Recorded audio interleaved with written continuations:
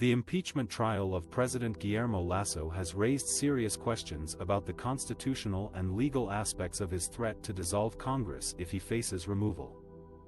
Lasso, who denies any wrongdoing in a corruption case involving a state oil shipping company, has said that dissolving Congress is one of his tools to prevent the opposition from mustering the 92 votes needed to replace him with Vice President Alfredo Barrero.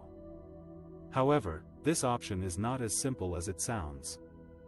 According to Ecuador's constitution, the president can only dissolve Congress once during his term, and only under certain conditions.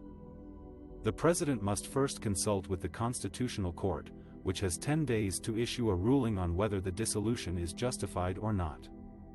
If the court approves, the president can issue a decree dissolving Congress and calling for new elections within 6 months. During this period, the president can govern by decree, but cannot alter the constitution or dismiss other state authorities. But what if the court rejects the dissolution request? The constitution does not specify what happens in this scenario, leaving room for legal uncertainty and political conflict. Some experts argue that the president would have to respect the court's decision and face the impeachment vote in Congress.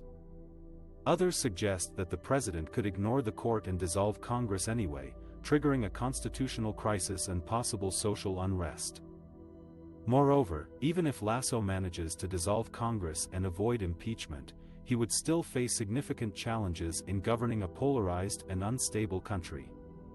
He would have to run for re-election against a hostile opposition that accuses him of corruption and authoritarianism.